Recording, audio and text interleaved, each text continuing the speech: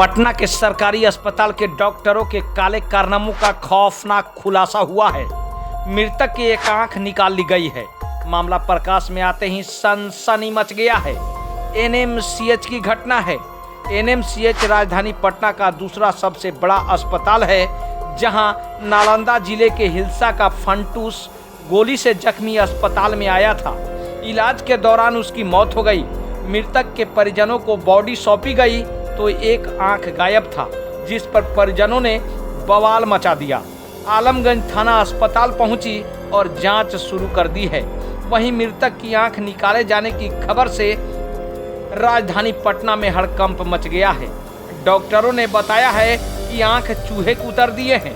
वहीं आनन फानन में अस्पताल अधीक्षक ने प्रेस वार्ता जारी कर बताया है कि 4 सदस्यीय टीम को जांच में लगाया गया है। पोस्टमार्टम रिपोर्ट के बाद ही पता चलेगा कि मृतक का एक आंख कैसे गायब हुई है। चूहे निगल गए हैं या डॉक्टरों ने निकाला है। जो भी दोषी होंगे उस पर विधि सम्मत कार्रवाई की जाएगी। पटना के दूसरे सबसे बड़ा अस्पताल एनएमसीएच के डॉक्टरों की काले कारनामों का एक बड़ा खुलासा हुआ है।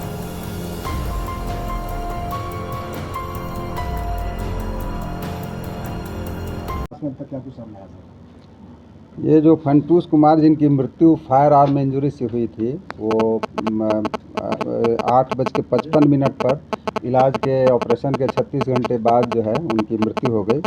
और 1 बजे तक सभी लोग देखे कि बिल्कुल ठीक ही था जो मृत शरीर। और 5 बजे सुबह में उनके परिजनों द्वारा यह बताया गया कि उनके बायां आँख जो है मिसिंग है। तो इस संदर्भ में हम लोग अपने लेवल से भी इसकी जांच कर रहे हैं। दूसरा जो है पुलिस में भी इसकी एफआईआर कर दी गई है और पुलिस भी इस इशू पर जांच कर रहा है कि आखिर कैसे हुआ। कहाँ एडमिट था ये? एसआईसीयू में, हमारा जो सर्जिकल आईसीयू है उसी में एडमिट था और उसका ऑपरेशन भी हुआ था। गोली निकालने की प्रक्रिया और जो पेट की सर्जरी थी वो हुई थी और इलाज के क्रम में वो 36 घंटे बाद उसकी मृत्यु हो गई थी। और किस कारण से उसका बायां आँख मिसिंग है, इसके लिए हम लोग उस पर इंक्वायरी कर रहे हैं। पुलिस भी कर रही है और कॉलेज प्रशासन भी, अस्पताल प्रशासन भी कर रहा है।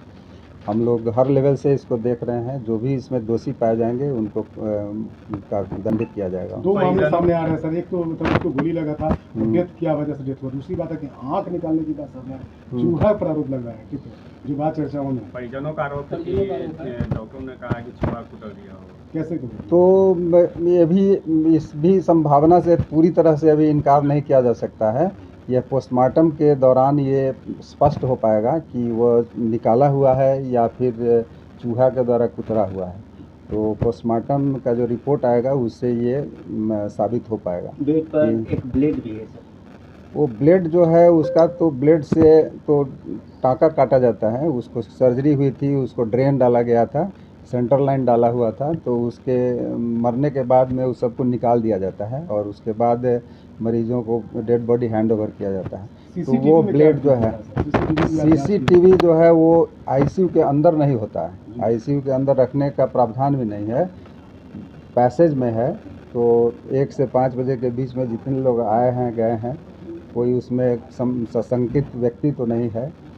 इसकी उस दृष्टि से हम लोग भी जांच कर रहे हैं और देख रहे हैं कि आखिर कोई इस तरह से कोई डाउटफुल पर्सन तो नहीं अंदर घुसा है और उसकी आंख निकाल लिया है। लेकिन ऐसा प्रतीत नहीं होता कि आंख निकाला गया है। आखिर क्या है, निकाला गया है या चूहे द्वारा कुतरा गया है ना, इसकी संपुष्टि जो है पोस्टमार्टम के बाद ही हो पाएगी। टीम में कितने लोग गठित किए हैं? टीम में हम लोगों ने 4 व्यक्ति को गठित किया है। एक तो जो आई विभाग के जो हेड ऑफ़ द डिपार्टमेंट है उनको रखा है, सर्जरी के हेड ऑफ़ द डिपार्टमेंट है उनको रखा है, और एक एनेस्थीसिया विभाग के हेड ऑफ़ द डिपार्टमेंट है उनको रखा है। और हमारे अस्पताल में एक कॉर्निया स्पेशलिस्ट हैं जो कॉर्नियल ट्रांसप्लांट करते हैं मेरे यहाँ, उनको भी रखा है। क्योंकि आँख निकालने के बाद तो उसकी एक ही उपयोगिता है और वो है कॉर्नियल ट्रांसप्लांट। और ये मरीज़ मरा है लगभग 1:55 में और 8:55 में, और ये घटना जो है 1 बजे के बाद हुई है। तो आंख निकाल के भी बहुत उससे कुछ लाभ होना नहीं है। चूँकि मृत्यु के 4 से 6 घंटे के अंदर ही आँख निकलने पर जो है उसका कोई उपयोगिता कॉर्निया का हो सकता है। लेकिन दोनों हालत में सर अस्पताल की लापरवाही मानी जाएगी ना? कुछ हद तक मान सकते हैं कि आँख मिस क्यों हुआ है ना। लापरवाही एक्चुअली हम लोगों ने इसका जो एक बार जब डेथ हो गया है 8:55 में, तो इसको हम लोगों ने थाने को किया था कि भाई इसको पोस्टमार्टम के लिए ले जाएगा। तो अस्पताल प्रशासन को तो ये तो नहीं एक्सेप्ट किया जा सकता कि कोई डेड बॉडी है तो उसकी आँख गायब हो जाए, तो आप एकदम मान सकते हैं। इस लापरवाही पर दोषी किसको माना जाए, किस पर कार्रवाई की जाएगी?